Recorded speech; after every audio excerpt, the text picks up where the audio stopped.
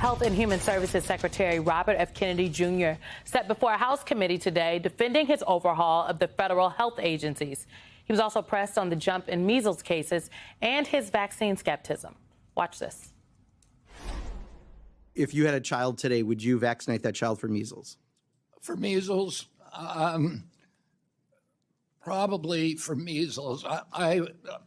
What I would say is my opinions about vaccines are irrelevant. I don't think people should be taking medical advice from me. But that's kind of your jurisdiction because CDC does give advice, right? I'm not trying to do it as a gotcha.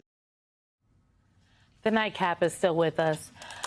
It would be comical if this was not like the nation's health on the line and the information. Like he really said, I don't think people should be taking medical advice from me, Jason. Imagine if you're like in a dentist chair and your mouth is open and they're already in there and you're like, you have any suggestions for how to take care of my teeth? They're like, what are you asking me for? I just have your mouth open and you're laying here in the middle of my office. That's what this is. That's what this is. It's going to the garage and asking the mechanic and they're like, I don't know anything about cars. I ride a bike.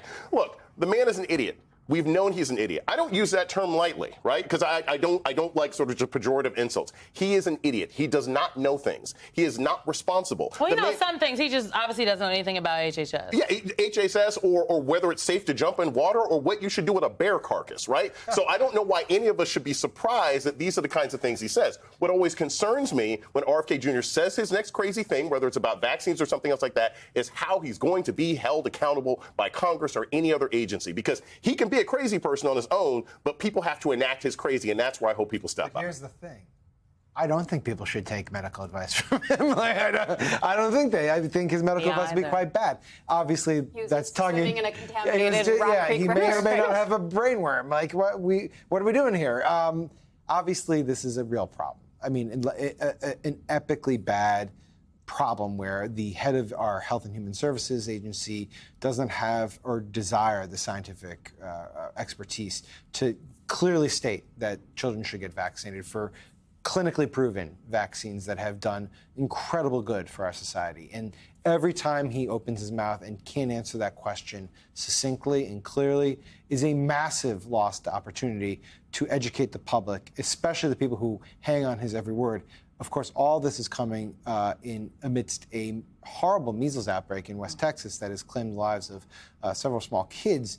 And the fact that that has not woken him up suggests that the conspiracies are just ingrained way too deep at this point and that we are in for a very dangerous couple years. I also don't think that people should be personally taking medical advice from Secretary Kennedy. However, the agency that he runs is in charge of issuing and that was advice. Pocan's point. And that was Pocan's point. And so it's just kind of like, what are Republicans, Melanie, on Capitol Hill saying? Because the senators, even Bill Cassidy, who was a doctor, I would note, who had concerns about RFK Jr., he voted to confirm him. Yeah, and he's the chairman of the Senate Health Committee, where they also had testimony from the secretary today. I was really looking out for Cassidy's tone today because he was wavering on whether to confirm Kennedy or not. He's a doctor, and he got these commitments from Secretary Kennedy to promote vaccines and to say, my past comments are in the past. I'm not going to promote my own personal beliefs. I will do the will of the president. And he clearly has not done that since becoming secretary. So was Cassidy going to hold his feet to the fire? And by and large, he didn't. Cassidy didn't even bring up vaccines. He told reporters afterwards, I think he's keeping his promises. And at one point, he did interject to sort of correct the record about one misstatement that Kennedy made. But for the most part, he was praising the secretary. And so I think with Cassidy, he's a perfect example. He is facing a primary threat from a far-right challenger. He voted to convict Donald Trump in the impeachment trial. So I think he's doing some work to win over MAGA world. And unfortunately, that means he needs to suck up to the secretary, even when you have the sense that personally he might not agree with that. It's very interesting to the point that Democrats, frankly, are not being bullish, but they're saying, hey, maybe Louisiana could be in play or in all these other places, given what is happening within the dynamics of the Republican caucuses across the country, given the politics of the president and the people in his cabinet.